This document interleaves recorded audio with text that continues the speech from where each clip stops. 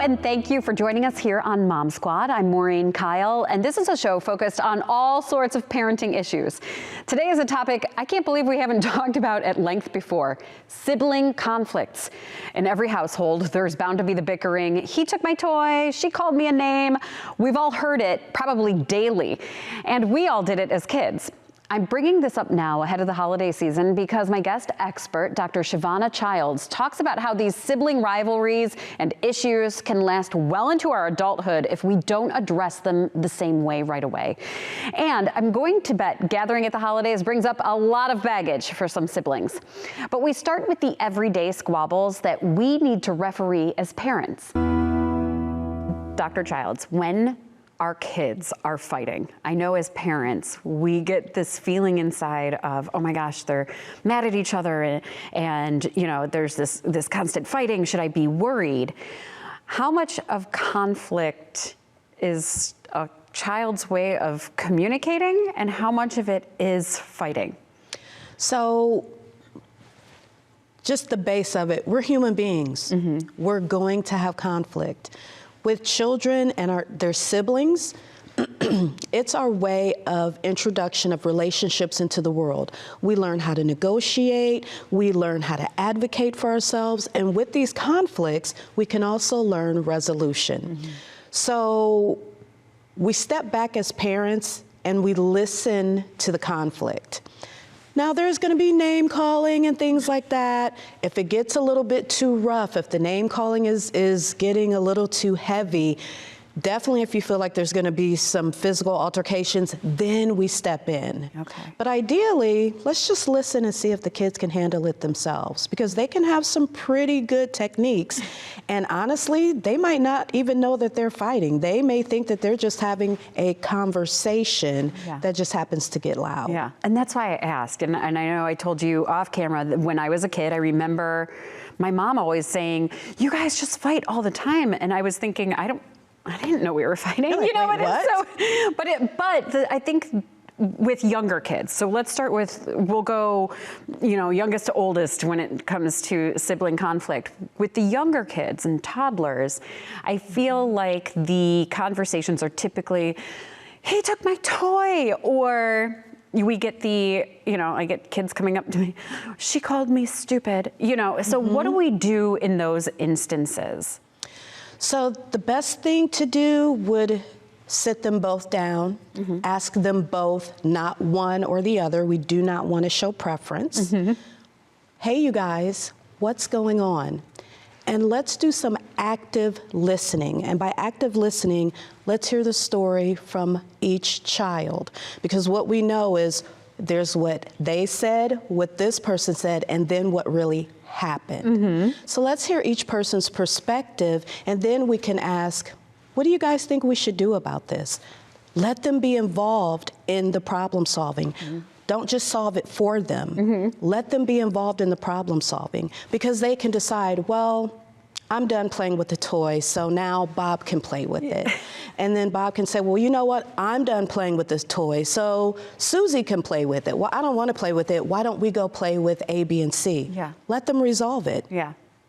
They're very resilient. What happens when, and I think this is a typical situation in most households, you get one child going, well, he hit me. No, I didn't. And you get that stalemate of, you don't really find out exactly what happened. Well, no, I didn't. And yes, you did. No, you didn't. And then, like, where do you go from there? How do you lay down punishment for or like reprimand both of them? How do you handle that? Exactly. And when you don't know what's happening, it's hard to lay down that punishment. And if you go in and punish the one that was accused without knowing the rules, that child can leave feeling really dismissed, feeling ganged up on. It can leave them in a bad place, and it can leave the other child being like, haha, I got you, and now I can do this again. Yes, yeah. We don't want those feelings, so what we can do is be like, you know what? I don't know what happened, but each of you, we're gonna do the all-in concept. Everybody's gonna get what's gonna happen. Everybody's gonna go in on this discipline. Everybody's gonna go to their room, everybody's going to be on a timeout for 15 minutes. Everybody's going to do A, B, and C until we get this figured out. So it's not one discipline or punishment for one child. It's discipline and punishment for both. And then next time this happens, you guys can get it together. You guys can, mom's going to put us both in timeout if we don't figure this out. What's going to be the deal? What are we going to do? Yeah, and when involving them in that conflict resolution, how does a parent guide that? What are our smart ways to start guiding the resolution between siblings? When you walk into a room and they're bickering or fighting or throwing toys, you can just calmly walk in, because we are their model. We are their first introduction into the world. So however we present is how they will present. So if you and your partner are yelling, screaming, and slamming doors in an argument, guess what?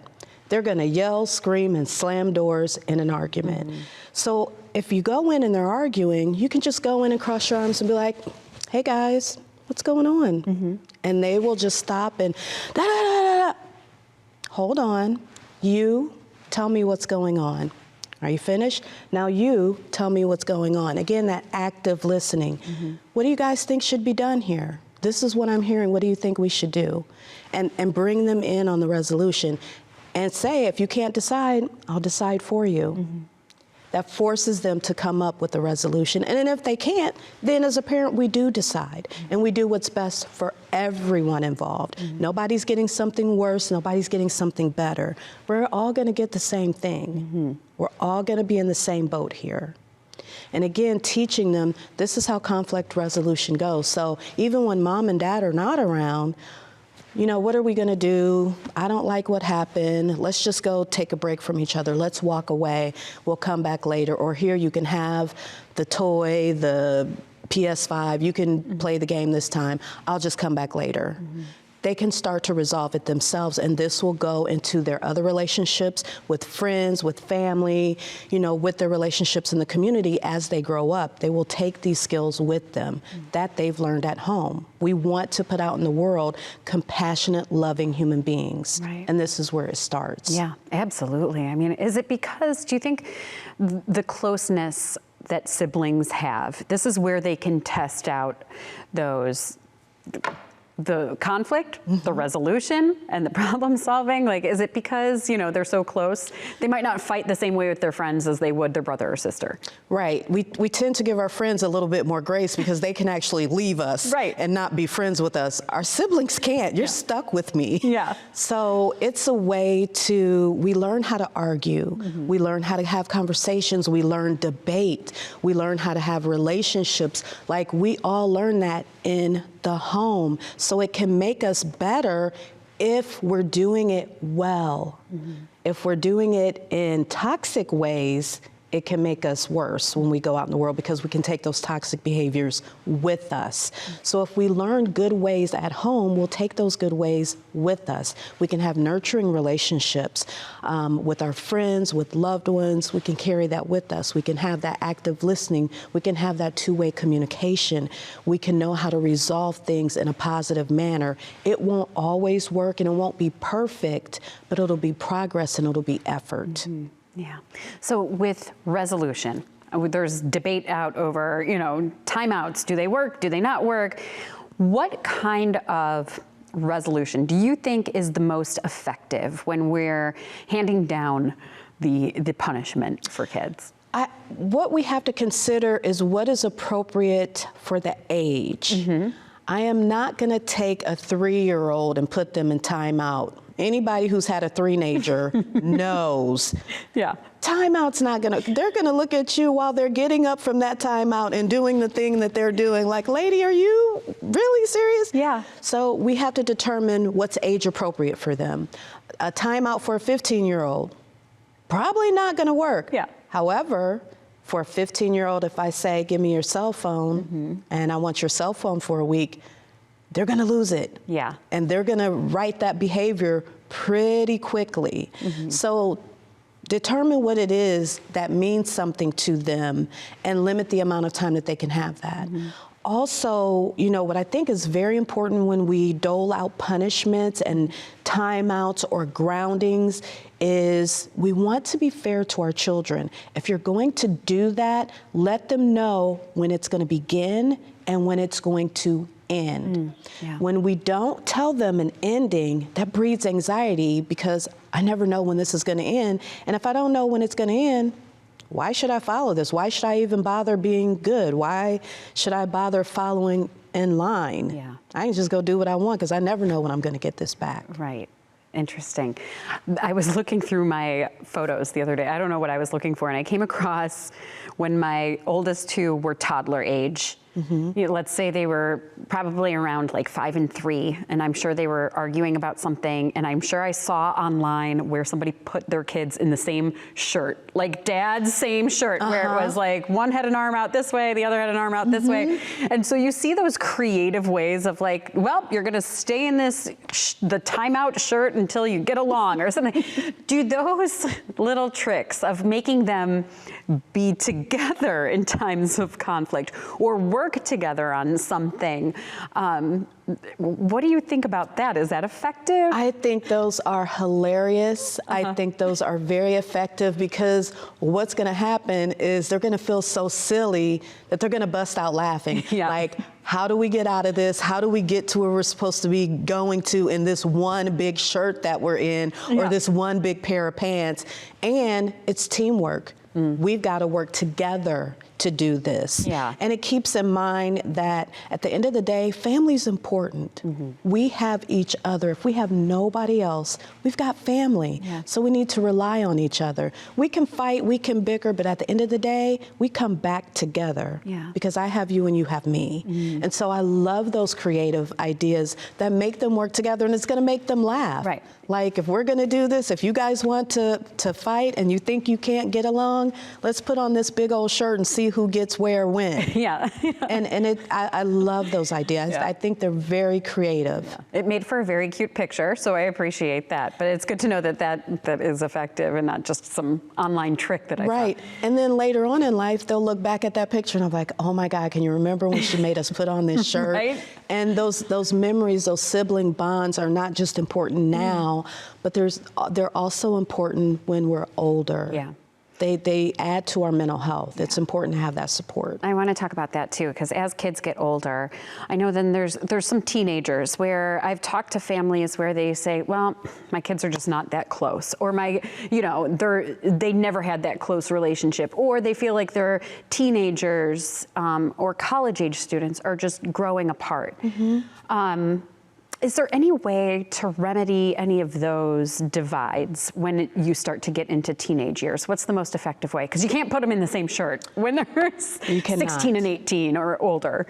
I think that during those times, we have to remember those are transitional times. They're transitioning from being a kid to being an adult. And if we all remember those times, those are very hard. And so we're going to college, or we're getting our first job, or we're moving out, and we tend to branch off from the family because now we're leaving our family to branch off into the world to try these techniques that we've learned at home. And so we have new friends, we're going new places. It's kind of normal to branch off. What I find is that most people come back, though. When life gets hard out there, guess what I'm going to call my sister or brother? Do you remember when mom did this? Can you help me with this? Or I'm having this problem. So they tend to come back. And then when we get married and we have children, that brings us back, because guess what? I want my son or daughter to grow up with my brother's son or daughter, and because I want them to be close like we were, and so all those memories start to come back. And so it goes like this, but it comes back to us being family again. What about adults? Because especially as we're headed into holiday time, I know every family has that conflict, whether it's a brother, sister, brother, like a sibling, or maybe it's a cousin that is like a sibling, where there's been a wedge, there's been some conflict, and as adults, it just seems like maybe sometimes we hold on to that grudge for way too long. We can. Yes. So you can't put two adults in a timeout shirt. So what do you do to maybe start to heal some of those wounds between siblings or family members? What would be ideal is seeing if the other person is willing to have a conversation just between the two parties involved, and be able to listen to their side and have them listen to yours. And it may take a professional to do that. They may need to reach out to a therapist to sit down and mediate that conversation, and feel like they have a safe space. A lot of us won't talk because we assume, because we're not ready, that, oh, she's just going to do this, oh, they're just going to do that. If we can put those assumptions aside, and what is the problem? I feel A, B, and C when you, D, E, and F. Okay. Let's use our I statements so we're not blaming. Yeah. I don't want to blame you, but I want to tell you how I felt. I felt sad when you didn't come to my birthday party. They probably didn't come to the birthday party because they had strep throat, or they had to work late, but I don't know because you didn't communicate that with me. Yeah. And so communication with any relationship is key. And what we find is people don't communicate enough. Yeah. We're scared to say what we need to say, or we think other people know. It's called mind reading. Oh, they should know how I feel. Yeah. I don't know how you feel. It's important that you tell me. Yeah. You know, even if with siblings, oh, they know how I am. I might. Right. But it would still be nice to know, it would still be nice to hear, because we change over time. So having those candid conversations and being able to say, you know what, I miss you. I would really like to see you. I don't know what happened, but I'd really like to talk about it. But it takes two. One person can't uphold a relationship and one person can't destroy it. So everyone needs to have accountability. Yeah. Yeah, very well said. There's stereotypical sibling roles in every family, you know, and I get it all the time because I have three, and somebody will say, oh, what a typical oldest child, what a typical middle child thing to do. And I feel like we even carry that into adulthood where, you know, even when I'm, you know, and I'm a step out of my husband's family, but I'll be like, oh, you're acting like such the baby of the family. Of course you want it this way. Do we still fall into those roles, you know, those stereotypical roles, even as adults, where then that kind of causes some family like, oh, well, you know, she's the oldest, so of course she wants everything like that. You know what I mean? Like because I feel like that comes up all the time, even as adults. So true transparency, I'm an only child. Yeah. So I think that in a lot of ways, if you talk to my parents, my friends, I am truly an only child. I enjoy being alone. I'm okay with being alone, things like that. My husband is not an only child. He's one of four, and they all hold their roles very much the same. The oldest is calm, cool, collected, will take care of each other. It just is different depending on which role you have. So when I talk to my clients who are older children, what I will find is the oldest is often another parent in the family. They are the ones that the other siblings look up to, they go to for advice, unless you know, their lives are like really out of whack, or, you know, something's really awry with them. They are the go-to person. The baby, and nothing against the youngest of the family, but they tend to be the ones that kind of get what they want, and all the other siblings take care of them, so they look to be taken care of. And these are not hard or fast rules. It's just kind of the stereotypes that we kind of do fall into. Again, with only children, I have two best friends. We're all only children, and we all pretty much act the same way. We enjoy our alone time. We know when we've had enough of each other or other people, and we kind of go off to ourselves. So I think there is something to be said for that birth order and how we interact with one another. Like siblings that are closer to each other in birth order probably fight more because they're closer, but the oldest and the youngest probably aren't going to fight that much because they're so far removed. It's probably going to be more like a parent role and a child role. But those that are closest are probably going to bicker because they're closer in age and they spend more time together. Is it silly that we carry that into adulthood? Like, should we be looking at that and realizing, okay, I fall in this order in my family. So I have to realize, like, oh, maybe I'm doing that to my siblings, or maybe I'm giving my oldest sibling way too much responsibility. Is that something we should explore? I would want people to be who they are. Fall into the family the way you are. Be you in your family. Whatever role that is that you play, if it's too heavy of a role in any manner, question what needs to change for the betterment of the family. But by all means, always be you. Thank you again to Dr. Chivonna Childs with the Cleveland Clinic. And we got a chance to talk afterwards about how all of this is actionable. So hopefully it leads to more peaceful days in your own household. And in a few weeks, Dr. Childs and I talk about the importance of communication, how to better communicate in your marriage and with all loved ones. So thanks to all of you for tuning in. We'll see you right back here on Mom Squad.